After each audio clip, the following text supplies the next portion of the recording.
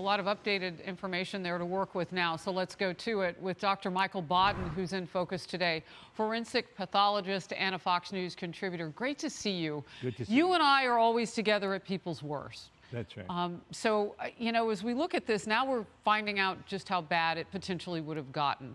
Your focus today, though, as I understand it, is the actual scene where she was found and whether or not she was actually killed there or elsewhere. Why is that? Well, the first thing a medical examiner does when goes to any scene of death is to determine mentally or by testing whether that's the place where the person died or whether this is a secondary scene.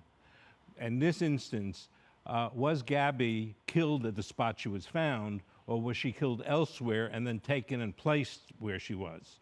That's one feature that is important to the police investigation. The looking at the body by the medical examiner also tells you how long she may have been dead, approximately how long she was dead. There's a 25-day interval potentially here. And the insects on the body. This is an open scene. In New York City, you get maggots and flies on bodies that begin to decompose, and they tell you how long the person has been dead. And in the scene that she's found, and from the videos, there are lots of insects in those areas. So there are lots of different insects. The insects tell you how long somebody's been dead, and also insects tend to live in a few miles of where they're found.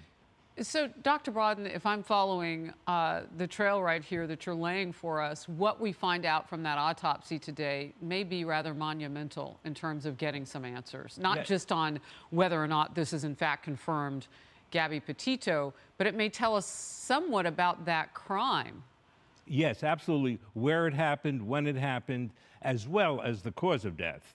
Right, and which we would anticipate, but these other things with the insect reading and all of that. Yeah, and also the autopsy tells you what her last meal was. The stomach contents at the autopsy that's interesting. Tells you what food she last ate and when she ate it by the extent of digestion. It takes a few hours for it.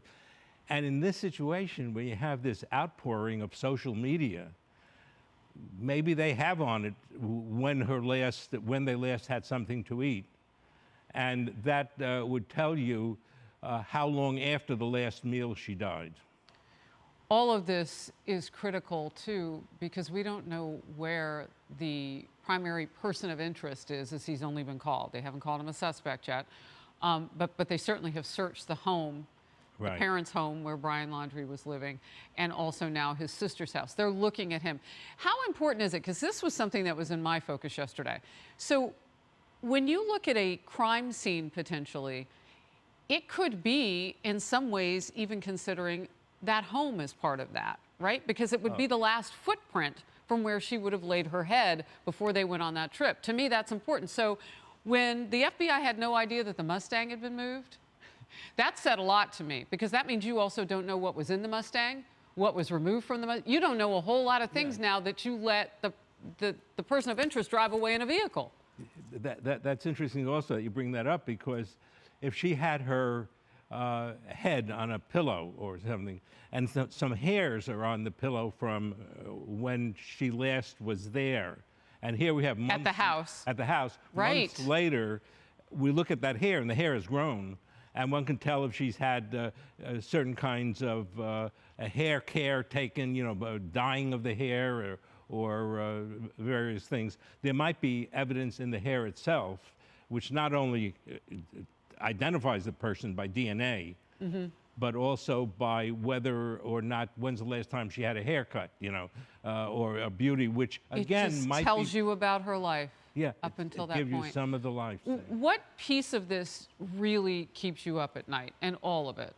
The piece that keeps me up lately is the domestic disputes, and when police have to deal with emotionally disturbed persons, like the people who die, we see in the autopsy table, who die during police restraints and things because they're acting bizarrely. That there should be some mental health input into what the police are doing when it comes to people as in domestic disputes or otherwise. Oh, that's interesting. Not just handcuffing them or letting them go. You're looking more globally at this issue because of that 911 tape. Because of Yes, this now, there is this purported witness who said, well, he's a witness. It's on video. We're not sure the content of the conversation that Right. led up to it. But when somebody slaps you, it certainly wasn't a compliment.